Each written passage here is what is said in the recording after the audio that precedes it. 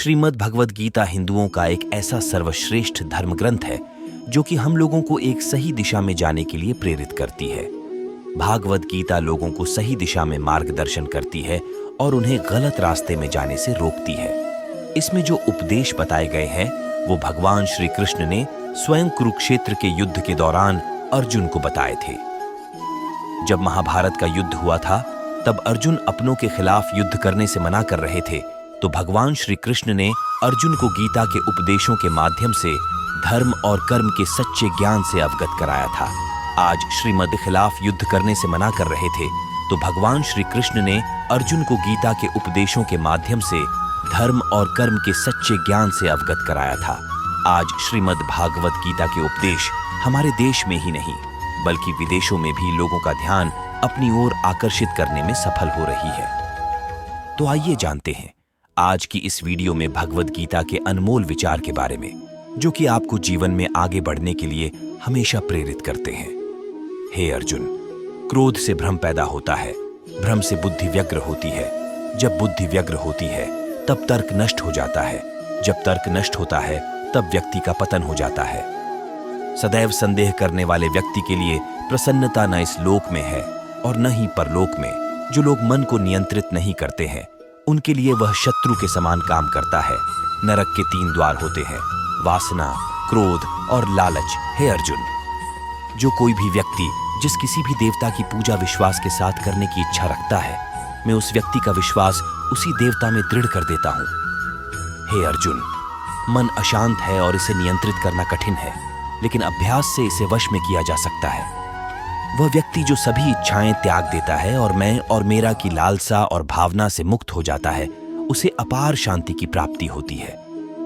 धरती पर जिस प्रकार मौसम में बदलाव आता है, उसी प्रकार जीवन में भी सुख दुख आता जाता रहता है।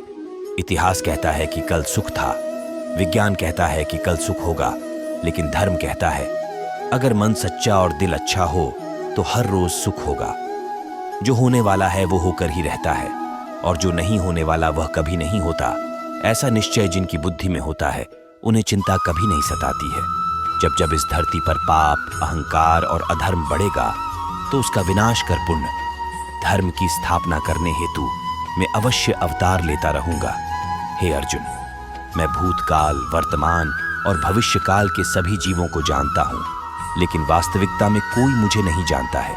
वह व्यक्ति जो अपनी मृत्यु के समय मुझे याद करते हुए अपना शरीर त्यागता है, वह मेरे धाम को प्राप्त होता है और इसमें कोई संशय नहीं है।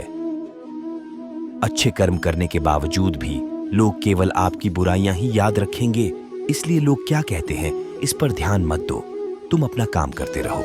मनुष्य को परिणाम की चिंता किए बिना लोभ, लालच और निस्वार्थ और निष्पक्ष होकर अपने कर्तव्यों का पालन करना चाहिए। मानव कल्याण ही भगवत गीता का प्रमुख उद्देश्य है, इसीलिए मनुष्य को अपने कर्तव्यों का पालन करते समय मानव कल्याण को प्राथमिकता देना चाहिए। मनुष्य को जीवन की चुनौतियों से भागना नहीं चाहिए और न ही भाग्य और ईश्वर की इच्छा जैसे बहानों का प्रयोग करना चाहिए। परिवर्तन ही संसार का नियम है। एक पल में हम करोड़ों के मालिक हो जाते हैं और दूसरे पल ही हमें लगता है कि हमारे आप कुछ भी नहीं है। अपने आप को भगवान के प्रति समर्पित कर दो, यही सबसे बड़ा सहारा है। जो कोई भी इस सहारे को पहचान गया है वह डर, चिंता और दुखों से आजाद रहता है।